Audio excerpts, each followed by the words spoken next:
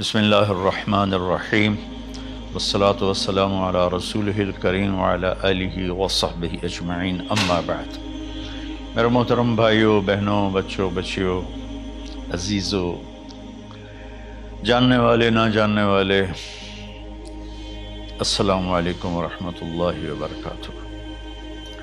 کچھ دنوں سے میں قرآن سے اللہ کی پسندیدہ ہستیاں کون ہیں، کہ اللہ کس کو پسند کرتا ہے، ولی دوست کو کہتے ہیں۔ تو اللہ کا دوست کون ہے؟ وہ یہ کوئی وراثتی چیز نہیں ہے کہ ایک بڑے اولیاء اللہ تھے تو اب ان کا بیٹا بھی انہی جیسا ہوگا۔ ہمارے یہاں وراثت چلتی ہے کہ بڑے بزرگ کا بیٹا بھی بزرگ بن جاتا ہے، چاہے وہ کلین شیو ہو، وہ لوگ اس کے پاؤں چوم رہے ہوتے ہیں، جہالت ہے۔ تو آج میں تھوڑا سا سورہ بنی اسرائیل ہے، اس میں بھی سارے اخلاق بیان ہوئے۔ میرے بھائی بہنوں، ایمان لانے کے بعد انسان بنتا ہے، اور اس کے بعد اس کی قیمت، اس کا بڑا پن، اس کی وجاہت، اس کی شرافت وہ پیسوں سے نہیں ہوتی۔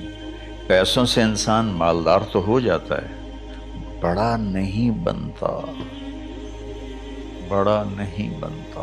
ہمارا علم غلط ہو گیا۔ بڑا بڑا بندہ جے بولدیاں 3 ملن، یہ 200 مربن، یہ نوابہ فلانا ہے، نوابہ فلانا ہے۔ میرے بھائیو، یہ بالکل غلط علم ہے۔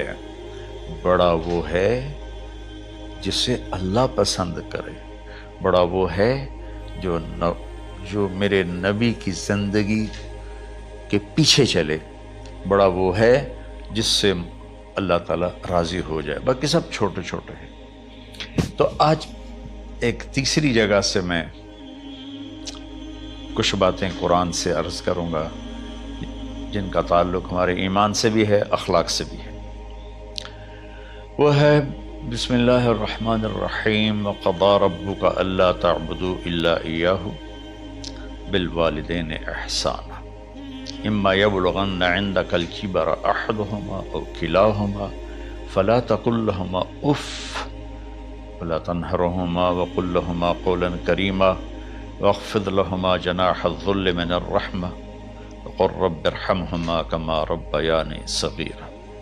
یہ بہت بڑا مضمون ہے۔ اللہ نے قرآن بھر دیا والدین کے خدمت کے لیے، والدین کی اطاعت کے لیے، والدین کی ماننے کے لیے۔ پہلا جملہ ہے اور تیرے رب نے فیصلہ کیا، ایک مطلب۔ دوسرا، اور تیرے رب نے حکم کیا کہ بندگی صرف اللہ کی ہے، بندگی صرف اللہ کی ہے۔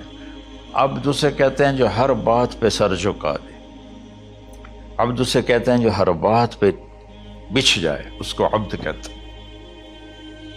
تو اللہ کہہ رہا ہے میرے بندو، میرا ایک فیصلہ ہے اور میرا ایک حکم ہے، میرے سوا نہ تمہارا ہاتھ کسی کے آگے پھیلے، نہ تمہاری گردن کسی کے آگے جھکے۔ ایک دوسرے سے مدد لینا، اس کو ایک دوسرے کی تعاونوں میں آ جاتا، تعاونوا علی البر والتقوی، ایک دوسرے کا ساتھ دو، ایک دوسرے کی مدد کرو۔ میرے نبی قرضہ اٹھاتے تھے۔ میرے نبی جب انتقال ہوا تو آپ کی زرہ 9 وسق پر، وسق 5 من کا ہوتا ہے، تو وہ جو کے بدلے آپ نے زرہ رکھوائی تھی کہ جب میں تمہیں ادا کروں گا زرہ لے لوں گا، اور آپ کا انتقال ہو گیا، آپ زرہ اپنی واپس نہیں لے سکے۔ وہ چیزیں جن کا تعلق صرف اللہ کی ذات سے ہے اور کوئی نہیں کر سکتا، اس میں صرف اللہ کے آگے ہاتھ پھیلا، جیسے ہم کہتے ہیں مدد، نصرت۔ اللہ کہتا میں ہوں، الا ان نصر اللہ قریب، سنو میری مدد تمہارے قریب ہے۔ تو اللہ تعبدوا الا ایاہ، بس ایک چھوٹا سا جملہ اللہ نے یہاں کے، چونکہ یہاں اللہ نے والدین اور اخلاق بتانے تھے تو اپنے لیے صرف ایک جملہ بولا، باقی باتیں بھی اللہ کے لیے ہیں، لیکن اللہ نے میری بندگی، اس بندگی سے مراد 5 وقت کی نماز نہیں ہے، حج، روزہ، زکوٰۃ نہیں ہے اس کی مراد، یہ ساری باتیں داخل ہیں، اور اس کے ساتھ 24 گھنٹے کی زندگی اللہ کی مرضی پر گزارو، نفع آئے تو شکر ادا کرو، نقصان ہو تو صبر کرو، برداشت کرو، پھر بھی شکر ادا کرو کہ میرا رب یہ کہہ رہا ہے کہ میں نے صرف اللہ سے تعلق جوڑنا ہے۔ اللہ کے نبی نے اپنے چچا زاد بھائی عبداللہ بن عباس سے فرمایا کہ یا غلام، اے نوجوان، اسی کا بکلمات فاحفظہ، میں تمہیں چند باتوں کی وصیت کرتا ہوں، کیا؟ احفظ اللہ، احفظ اللہ یحفظک اللہ، یحفظک اللہ، اللہ کے اوامر کی حفاظت کر، اللہ تیری حفاظت کرے گا۔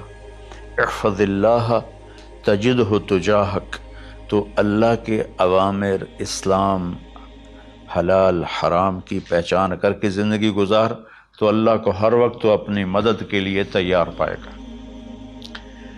اور لمبی حدیث ہے، بنا عشاء کی نماز کا وقت ہو رہا ہے، اس میں وہ جملہ جو اس میرے مضمون سے متعلق ہے، وَإِذَا سَأَلْتَ فَاسْأَلِ اللَّهِ، جب بھی مانگو اللہ سے مانگو، جب بھی مانگو اللہ سے مانگو، اللہ کے سوا کوئی دینے والا نہیں ہے، صرف اللہ ہے دینے کے لیے۔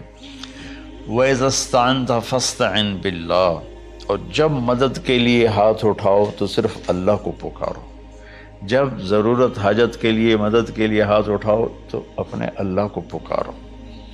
تو یہ حدیث کی بات بھی ہے، جو قرآن کی بات بھی ہے۔ اس کے بعد آگے اللہ کہتا ہے وَبِالْوَالِدَيْنِ إِحْسَانًا، اور اپنے والدین کے ساتھ احسان کرو۔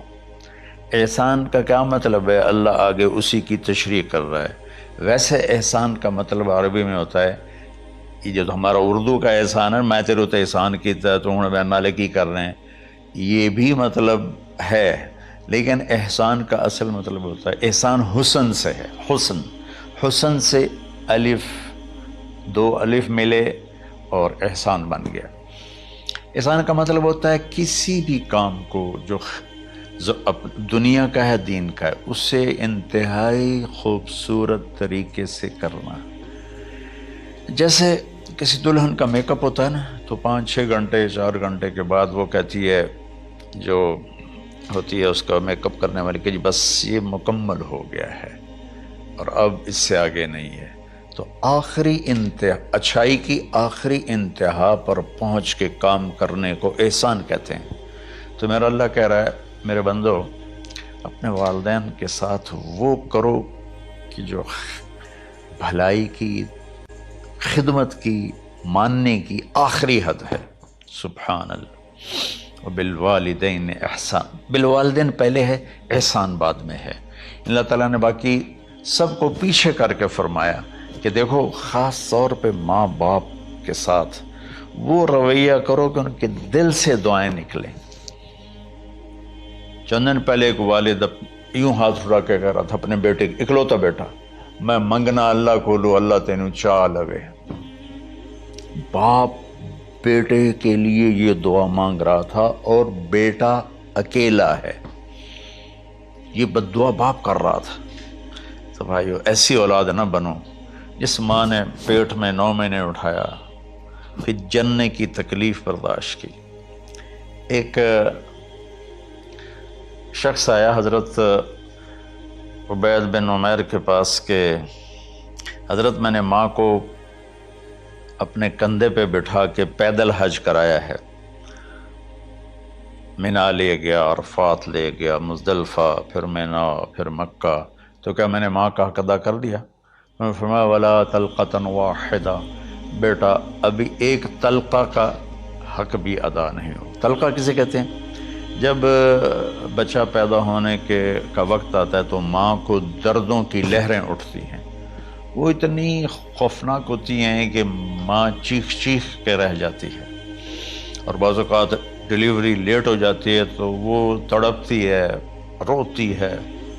وہ جو لہریں ہیں نا، پیٹ میں آتی ہیں جاتی ہیں، آتی ہیں جاتی ہیں، ایک لہر جو درد کی اٹھتی ہے اس کو کہتے ہیں طلقہ۔ میں قربان جاؤں، انہوں نے فرمایا بیٹا ابھی تیری ماں نے جو تجھے جنا تھا اس وقت جو تجھے درد، وہ تیری ماں نے درد کی لہریں برداشت کی تھی، اس میں سے ایک لہر کا بھی حق ادا نہیں ہوا، یعنی کہ حق ادا ہو ہی نہیں سکتا۔ یہ مطلب کہ حق ادا ہو ہی نہیں سکتا، کہ بیٹا ابھی ایک کا بھی نہیں۔ پھر حضرت عبداللہ بن عمر سے ایک شخص نے پوچھا کہ اچھا یہ جو آدمی تھا یہ خراسان، یہ ایران میں ہے اور افغانستان میں، یہاں سے ماں کو پیدل کندھے پہ بٹھا کے مکے پہنچا تھا، اندازہ لگا اس نے کتنی مشقت اٹھائی۔ اور عبید اللہ بن عمر کہتے ہیں بیٹا ابھی ایک لہر کا حق ادا نہیں ہوا۔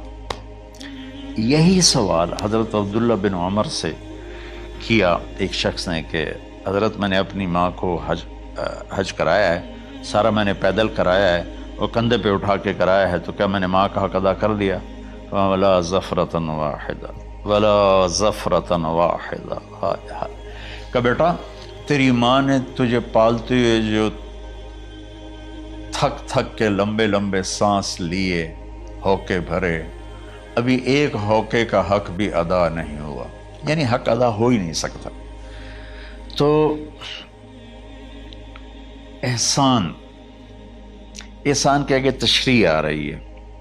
تو آج میں صرف اتنی بات کروں گا کہ میرے بھائیوں، میری بہنوں، میرے بچوں، میری بچیوں، اللہ کے واسطے ماں باپ کو دکھ نہ دینا، ورنہ اللہ بھی ناراض ہو جائے گا۔ چند دن پہلے ایک بچہ بچی میرے پاس آئے، دونوں میڈیکل اسٹوڈنٹ تھے، کہیں کہ ہم شادی کرنا چاہتے ہیں۔ تو بچی نے کہا جی میرے والدین ناراض ہیں، وہ نہیں، اس رشتے پر راضی نہیں ہیں۔ تو میرے باپ کہتے ہیں اگر تو نے یہاں رشتہ کیا تو تیری میری ایک درمیان خط آئے، کھچ جائے گا خلیج، ہم اس پار نہیں آئیں گے تو اس پار نہیں آئے گی۔ میں نے کہا بیٹی جس ماں نے تجھے 9 مہینے پیٹ میں پالا، 2 سال تجھے دودھ پلایا، تیری پوٹیاں پیشاب صاف کیا، تجھے پیمپر باندھے، تجھے اٹھ اٹھ کے راتوں کو اپنی چھاتی سے دودھ پلایا، کیا اب اس کا اتنا بھی حق نہیں کہ تم اس کی رائے کا احترام کرو؟ اتنا بھی حق نہیں ہے؟ تو میں نے کہا بیٹا میری کوئی رائے نہیں ہے، تو اگر تیرے ماں باپ راضی ہیں تو بسم اللہ ضرور کر، اگر راضی نہیں ہیں تو دیکھو موت تک تجھے ماں باپ کی دعا نہیں ملے گی، اور ماں باپ کی دعا نہ ملی تو کچھ بھی نہیں ملے گا۔ تو بھائیو دوستو، خاص طور پر آج کے کالج کے نوجوان بچے بچیاں یہ ماں باپ کے ساتھ بہت بدتمیزی کرتے ہیں، چونکہ اس میں والدین کا پہلا قصور ہے کہ انہوں نے ان کو دین نہیں سکھایا۔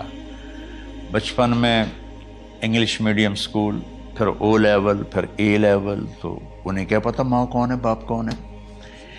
ایک پرانی بات ہے، ایک شخص اپنے بیٹے کو لے کر آیا کہ یہ میرا بچہ ہے اور یہ فلاں جگہ شادی کرنا چاہتا ہے، اور ہم میں سے کسی کی رائے نہیں ہے،